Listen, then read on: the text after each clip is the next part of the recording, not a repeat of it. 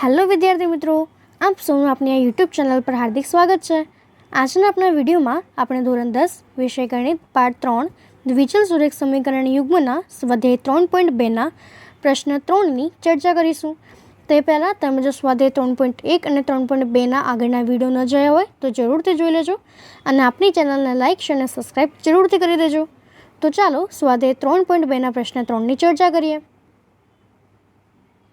તો અહીં સ્વાધ્યાય 3.2નો ત્રીજો પ્રશ્ન છે કે નીચેની સમસ્યા ઉપરથી દ્વિચલ સુરેખ સમીકરણ યુગ્મ મેળવો અને તેમનો ઉકેલ આદેશની રીતેથી મેળવો। તો એનો પહેલો પ્રશ્ન છે કે બે સંખ્યાનો તફાવત 26 છે અને એક સંખ્યા બીજી સંખ્યાથી 3 ગણી છે, તો તે બે સંખ્યાઓ શોધો। તો આપણે ધારી લઈએ કે ધારો કે એક સંખ્યા x અને બીજી સંખ્યા y છે અને તે બંનેનો તફાવત જે છે એ 26 થાય છે, માટે આપણે લખી શકીએ કે x ઓછા y બરાબર 26 છે અને એક સંખ્યા એ બીજી સંખ્યા કરતાં 3 ગણી છે, માટે એક સંખ્યા x એ બીજી સંખ્યા y કરતાં 3 ગણી છે। તો એને આપણે સમીકરણ 2 આપી દઈએ। તો હવે આપણે xને સૂત્ર કરતાં બનાવીએ, એટલે yને સૂત્ર કરતાં બનાવીએ અને તેના પરથી આપણે એની જુદી જુદી કિંમતો મેળવીએ। તો ધારી લઈએ કે x બરાબર આપણી પાસે છે 3y, એને આપણે સમીકરણ નંબર 1માં મૂકી દઈએ। સમીકરણ 1 છે કે x ઓછા y બરાબર 26, માટે x બરાબર 3y ઓછા y બરાબર 26, માટે 2y બરાબર 26 એટલે આપણી પાસે થશે y બરાબર 13 અને એની કિંમતને આપણે જો સમીકરણ નંબર 2માં મૂકી દઈએ એટલે સમીકરણ 2 છે x બરાબર 3y અને આપણી પાસે y જે છે એ આવ્યો 13, માટે આપણી પાસે x જે છે તે થશે 39, માટે તેનો એક સંખ્યા થશે 13 અને બીજી સંખ્યા થશે 39। હવે એનો બીજો પ્રશ્ન છે કે બે પૂરક કોણો પૈકી મોટો ખૂણો એ નાના ખૂણા કરતાં 18 મોટો છે, તો તે પૂરક કોણ શોધો। તો ધારો કે બે પૂરક કોણો, ધારો કે મોટો પૂરક કોણ x અને નાનો પૂરક કોણ y છે અને આપણને ખબર છે કે તે બંનેનો સરવાળો એ હંમેશા 180 થાય, તો આ આપણું સમીકરણ 1 છે। અને બીજું કીધું છે કે મોટો ખૂણો x એ નાના ખૂણા y કરતાં 18 ડિગ્રી મોટો છે, એટલે આ આપણું સમીકરણ 2 થશે। તો હવે જે xની કિંમત છે એને સમીકરણ નંબર 1માં મૂકી દઈએ। તો આપણી પાસે સમીકરણ 1 છે કે x વત્તા y બરાબર 180, તો આપણી પાસે xની કિંમત છે કે y વત્તા 18 વત્તા y બરાબર 180, માટે 2y બરાબર 180 ઓછા 18 એટલે તે થશે 162, માટે y બરાબર 162 ભાગ્યા 2 એટલે તે થશે 81। તો હવે 81ને જો આપણે સમીકરણ નંબર 1માં મૂકી દઈએ તો આપણી પાસે જે x છે તે x થશે કે x બરાબર y વત્તા 18, તો આપણી પાસે y આવ્યો 81 અને 18, માટે x જે છે તે થશે 99, માટે મોટો ખૂણો એ 99 અને નાનો ખૂણો એ 81 થશે। એ જ પ્રમાણે એનો ત્રીજો પ્રશ્ન છે કે ક્રિકેટ ટીમના કોચે 7 બેટ અને 6 દડાઓ 3800માં ખરીદ્યા, પછી તેને તે જ કિંમતવાળા 3 બેટ અને 5 દડાઓ 1750માં ખરીદ્યા, તો તેના માટે એક બેટ અને એક દડાની કિંમત શોધવાની છે। તો આપણે એના માટે ધારી લઈએ કે ધારો કે એક બેટની કિંમત x રૂપિયા અને દડાની કિંમત y રૂપિયા છે, માટે પહેલા વાક્ય માટે આપણે સમીકરણ લખીએ કે 7 બેટ અને 6 દડાઓની કિંમત 3800 રૂપિયા, એટલે તે થશે 7x વત્તા 6y બરાબર 3800 રૂપિયા। અને પછી કીધું છે કે 3 બેટ અને 5 દડાઓ 1750માં ખરીદ્યા, એટલે એનું બીજું સમીકરણ થશે કે 3x વત્તા 5y બરાબર 1750। તો આપણે સમીકરણ 1 પરથી જે x છે એની કિંમત કાઢીએ તો તે થશે કે x બરાબર 3800 ઓછા 6y ભાગ્યા 7। તો સમીકરણ 2માં આપણે xની કિંમત મૂકીએ તો તે થશે કે 3x વત્તા 5y બરાબર 1750।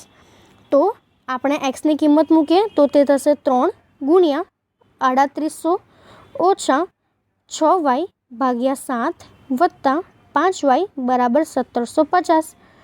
તો હવે આપણે તેને જો વિસ્તરણ કરીએ તો તે આપણી પાસે થશે કે 11400 ઓછા 18y વત્તા 35y બરાબર 1750 ગુણ્યા 7। તો હવે તે થશે કે 11400 બરાબર વત્તા 17y એના બરાબર 12250, માટે 17y બરાબર 12,250 ઓછા 11,400 એટલે તે થશે 850. માટે y બરાબર 850 ભાગ્યા 17 એટલે આપણને y મળશે 50. તો તેની કિંમતને હવે આપણે સમીકરણ નંબર 3માં મૂકી દઈએ કે x બરાબર 3800 ઓછા 6y ભાગ્યા 7 એટલે 3800 ઓછા 6 ગુણ્યા જે y છે 50 છેદમાં 7 માટે તે થશે 3500 ભાગ્યા 7 એટલે આપણી પાસે x જે છે તે મળશે 500. માટે બેટની કિંમત 500 રૂપિયા અને જે દડાની કિંમત છે તે 50 રૂપિયા થશે. હવે એ જ પ્રમાણનો એના પછીનો ચોથો જે પ્રશ્ન છે તે છે કે એક શહેરમાં ટેક્સીનું ભાડું નિશ્ચિત ભાડા અને અંતરના પ્રમાણમાં સંયુક્ત રીતે લેવાય છે. 10 કિલોમીટરના અંતર માટે ₹105 અને 15 કિલોમીટરની મુસાફરી માટે ₹155ની ચૂકવણી કરવી પડે છે. તો નિશ્ચિત ભાડું કેટલું અને પ્રતિ કિલોમીટર દરે કિંમત ચૂકવવી પડે? મુસાફરે 25 કિલોમીટરની મુસાફરી માટે કેટલું ભાડું ચૂકવવું પડે? તો હવે આપણે તેના માટે લખીએ કે ધારો કે જેનું જે નિશ્ચિત ભાડું છે તે x રૂપિયા અને પ્રતિ કિલોમીટરનું ભાડું y રૂપિયા છે અને જે એનું 10 કિલોમીટરના અંતર માટે એને 105 રૂપિયા આપવા પડે છે. તો તેના પરથી આપણે સમીકરણ બનાવીએ કે x વત્તા 10y બરાબર 105. આ આપણું પહેલું સમીકરણ થશે. અને પછી કીધું છે કે 15 કિલોમીટરના અંતર માટે 155 ભાડું આપે છે એટલે બીજું સમીકરણ બનશે કે x વત્તા 15y બરાબર 155. તો હવે સમીકરણ 1 પરથી આપણે xના સૂત્ર કરતાં બનાવીએ તો એ થશે કે x બરાબર 105 ઓછા 10y. એને આપણે સમીકરણ 2માં મૂકી દઈએ તો તેના પરથી આપણને મળશે કે જે x વત્તા 15y એના બરાબર થશે 155. માટે આપણે લખીએ xની કિંમત છે કે 105 ઓછા 10y વત્તા 15y એટલે 155 એટલે તે થશે આપણી પાસે ઓછા 5y બરાબર ઓછા 50. માટે y બરાબર 10.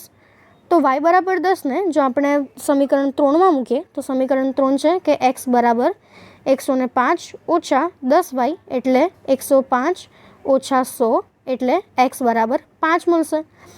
તો માટે તેનું નિશ્ચિત ભાડું જે છે તે આપણી પાસે થશે 5 રૂપિયા અને પ્રતિ કિલોમીટરનું ભાડું છે તે આપણી પાસે થશે 10 રૂપિયા અને મુસાફરે 25 કિલોમીટરની મુસાફરી માટે x વત્તા 25y ભાડું ચૂકવવું પડે એટલે x એટલે 5 અને 25 ગુણ્યા y એટલે 10 માટે તે થશે 5 વત્તા 250 એટલે 255 રૂપિયા.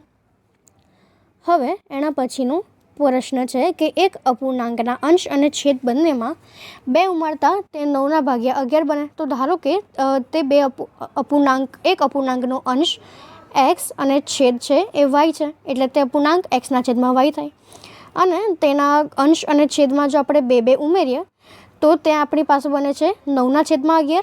માટે તે પહેલું સમીકરણ બનશે કે 11x ઓછા 9y બરાબર ઓછા 4 અને તેના અંશ અને છેદ બંનેમાં 3 ઉમેરીએ તો તે 5ના છેદમાં 6 બને છે. માટે તે સમીકરણ આપણી પાસે બનશે કે 6x ઓછા 5y બરાબર ઓછા 3. તો હવે સમીકરણ 1 પરથી આપણે xના સૂત્ર કરતાં બનાવીએ તો આપણી પાસે x થશે કે ઓછા 4 વત્તા 9y ભાગ્યા 11. એને આપણે જો સમીકરણ નંબર 2માં મૂકી દઈએ તો આપણી પાસે થાય કે 6x ઓછા 5y બરાબર ઓછા 3 એટલે 6 ગુણ્યા ઓછા 4 વત્તા 9y ભાગ્યા 11 ઓછા 5y બરાબર ઓછા 3. માટે આપણે તેનું સાદું રૂપ આપીએ તો તે થશે ઓછા 24 વત્તા 54y ઓછા 55y બરાબર ઓછા 33. માટે થશે ઓછા y બરાબર ઓછા 9 એટલે y બરાબર આપણને મળશે 9.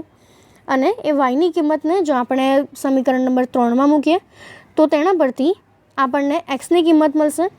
તો તે આપણને મળશે કે x બરાબર 77 ભાગ્યા 11 એટલે x બરાબર 7. માટે તેનો અંશ 7 અને છેદ 9 માટે તે અપૂર્ણાંક બનશે 7ના છેદમાં 9. હવે એના પછીનો છેલ્લો પ્રશ્ન છે કે 5 વર્ષ પછી જેકબની ઉંમર તેના પુત્રની ઉંમર કરતાં 3 ગણી હશે. 5 વર્ષ પહેલાં જેકબની ઉંમર તેના પુત્રના ઉંમરથી 7 ગણી હતી તો તેને વર્તમાન ઉંમર શોધો. તો આપણે ધારી લઈએ કે જે જેકબની ઉંમર છે x વર્ષ અને પુત્રની ઉંમર છે એ y વર્ષ છે. 5 વર્ષ પછી જેકબની ઉંમર એ x વત્તા 5 અને એના પુત્રની ઉંમર y વત્તા 5 થઈ અને 5 વર્ષ પછી એ જેકબની ઉંમર તેના પુત્રની ઉંમર કરતાં 3 ગણી થાય છે. માટે આપણે લખી શકીએ કે x + 5 = 3 કૌંસમાં y + 5. માટે એના પરથી સમીકરણ બનશે કે x = 3y + 10. એના પછી કીધું છે કે 5 વર્ષ પહેલાં જેકબની ઉંમર જે છે એ x - 5 અને એના પુત્રની ઉંમર y - 5 અને કીધું છે કે જેકબની ઉંમર એના પુત્રની ઉંમર કરતાં 7 ગણી થાય છે. માટે આપણે લખી શકીએ કે x - 5 = 7 કૌંસમાં y - 5. માટે તેનું સમીકરણ બનશે કે x - 7y = -30. તો હવે xની કિંમતને આપણે સમીકરણ નંબર 2માં મૂકી દઈએ. તો આપણી પાસે xની કિંમત જે છે તે છે કે x - 7y = -30 એટલે xની કિંમત 3y + 10 - 7y = -30. માટે તે થશે 3y - 7y = -40. માટે -4y = -40 એટલે y બરાબર આપણી પાસે થશે 10. માટે જે જેકબના પુત્રની હાલની ઉંમર છે 10 વર્ષ અને જેકબની હાલની ઉંમર એટલે કે x = 3y + 10 એટલે 3 × 10 + 10 એટલે 30 + 10 = 40 થશે. માટે આપણે લખી શકીએ કે જેકબની વર્તમાન ઉંમર 40 વર્ષ અને એના પુત્રની વર્તમાન ઉંમર 10 વર્ષ થશે. તો અહીં આપણો આ સ્વાધ્યાય 3.2 પૂર્ણ થાય છે. જો તમને આમાં કોઈ ડાઉટ હોય તો કોમેન્ટ સેક્શનમાં જરૂરથી જણાવજો અને આપની ચેનલને લાઇક અને સબસ્ક્રાઈબ જરૂરથી કરી દેજો. Thank you.